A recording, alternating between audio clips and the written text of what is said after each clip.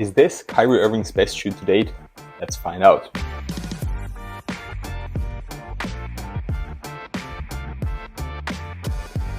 What's up everybody, welcome back to another video. As you can tell from the intro today, we're going to talk about the performance of the Anta KAI 1.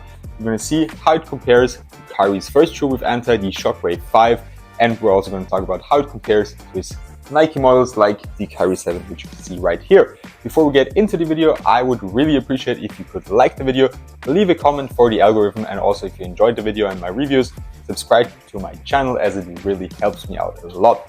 With that being said, let's get straight into it and talk about the retail price of the Anta KAI 1. They go for $125. I got this pair sent to me from KICKSCREW. Big shout out to them.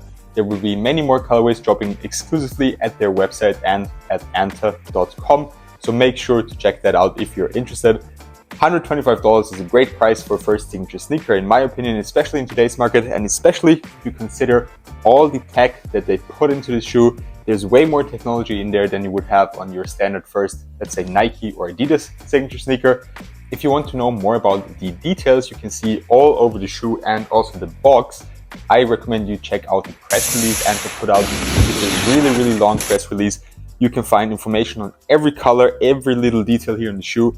I absolutely love what they did there. I love when shoes tell a story, and Kyrie is also part of the design team or part of the production team of the KAI 1 at Anta. So he's also really in a leading position there, not just another signature athlete. So you can really see that he put his personal touch into this shoe. The only thing that's missing is the tech breakdown that are usually in the Anta boxes, but it's pretty much the same that we had on the Shockwave 5, and there was a tech breakdown there. So if you had this pair, you'll know all about the tech that's in there.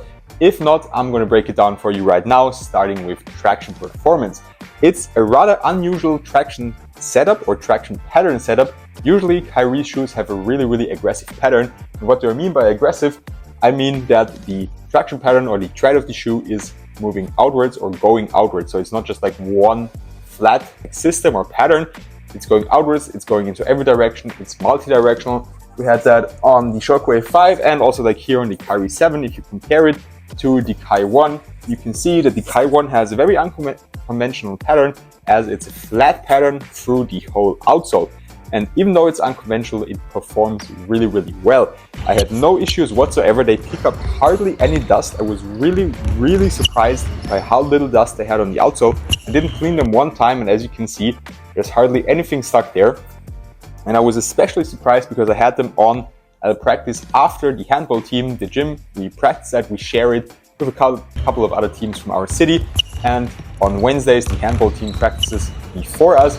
And you know, they have like this sticky thing they put on the handball that it doesn't get out of their hands that easily. And that gets all over the court. They don't clean it, unfortunately, before our practices because there's no time to do that. So the court is full with that sticky stuff that collects dust like crazy. If that gets stuck on your outsole, you have dust all over. And I practiced with them on that court, and they are still almost like new. So I was really impressed by that. For outdoor performance, they will perform good, but they won't hold up as well as something like the Shockwave 5, for example, or some other shoes that you're used to from Anta or other Chinese brands. Usually they have great durability simply because most people in Asia, they play basketball on outdoor courts, mostly concrete, so they need good durability. But here, the grooves are relatively thin and easy to move. The compound is not as hard as on the other shoes, so I think durability won't be as good, but they still hold up relatively well and they will perform great, as they did on indoor courts as well. It was really a 10 out of 10 experience in my opinion. If you're interested in squeak, they don't have the loudest squeak, but that has nothing to do with traction performance anyways.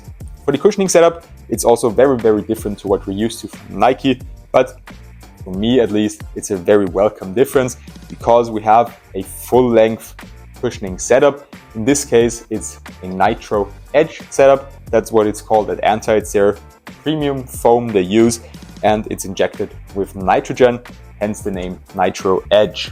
It's caged in the forefoot, that's why it doesn't feel as great in the forefoot.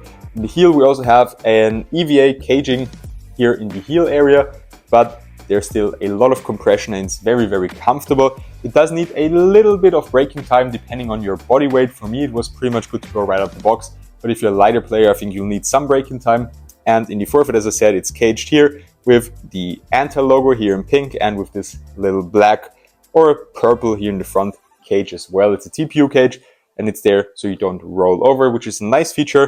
They also have a very wide base, which is great for support, but sticking to the cushioning setup, you have great impact protection in the heel, and you are low to the ground like usual with the Kyrie sneaker in the forefoot, while still having the great impact protection of the Nitro Edge foam. So overall, I really enjoyed the setup. The insoles are nothing crazy. I'm not sure if I can get them out because they are glued down a little bit, and I didn't take them out before wearing them the first time. So no, I don't think I can get them out anymore. If you want to exchange them, do that before the first wear. Otherwise, the glue will harden up and connect to the materials of the shoe. Moving on to the support features, I teased on them a little bit already. We have a wide base, which is great. We have a carbon fiber midfoot shank plate, which is great as well, which we also had here on the Shockwave 5. It even says carbon fiber here. You can read it, which is a cool feature as well. In general, I love what they did with the design of the shoe, what Kyrie and Anta did there.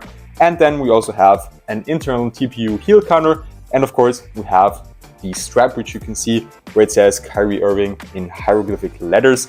Again, for all the information, all the hidden details on the shoe, just check the press release from Anta, and also check out their social media channels. They recently released a really cool video for Kyrie. And the strap essentially doesn't do too much for lockdown. It just helps keep this area a little bit tighter together, but it's not connected to the insole of the shoe, unlike something like the strap on the KD4s, which are really connected to the insole. Like right in here, you can see it goes through into the inside of the shoe, and there you can really feel a big difference with the strap. On this pair, it's not connected on the inside, just here on the outside. But if you pull it hard and tightly, you can tighten up the material here a little bit, and you get that feeling that there's a little bit more support in the shoe in this area. But it doesn't really need that feature because, as I mentioned, it has a wide base, has the carbon fiber shank plate. They are hard to bend, only the forefoot flexes. The midfoot is perfectly stable, just how it should be. And we also have the internal TPU heel counter, which is a nice feature and also great to prevent injuries. Then we also have the cage cushioning setup. I teased on that before already. It will prevent your foot from rolling over, hopefully at least, and that's why they're a really supportive shoe. The lacing system is a traditional lacing system. It works really well. Be aware you can tighten them down very tightly, so it can be, like on the first couple of wears, it can be a little bit uncomfortable, especially if you have wide feet. Just watch out for that. Maybe don't tie them down too hard the first time you're using them. I'll talk about fit a little bit later after we talk about the materials, which are also very nice. My favorite feature about them is the crazy amount of padding they have, especially here in the heel area and the tongue, also on the inside of the tongue. You have those 3 pillars even. It feels just incredibly comfortable. If you play with ankle braces, these are a great option as well, just because of all the padding on the tongue. It will prevent from the tongue and laces digging onto your brace and then onto your feet. And as I said, it's just a really comfortable feeling. The forefoot, it's a mix of mesh and some TPU overlays. Pretty nice setup, a little bit stiff at first, so they do need some break-in, especially in this area right here, and also right here where you can see all the overlays. We have a little bit of a toe guard, so if you're a toe dragger, that should be good for your materials. And in general, the materials should have good durability. Breathability, on the other hand, isn't the best. I usually don't notice that as much. The Harden Volume 7 is one of my favorite shoes, for example, and a lot of people say they have really terrible breathability. I didn't notice that as much just because I sweat in any shoe really a lot anyways. So I didn't notice any big differences here, but because we have those TPU overlays and also those little details all around the shoe, there's just a lot of layers of materials stacked on top of each other, so they really stay hot and warm a long time after you're done practicing with them. The fit is true to size in my opinion. They're also wide foot friendly if you ask me, but they do need some break-in, especially this area right here. This little TPU cage here can dig into your feet in the midfoot area or right after your pinky toe, so to say.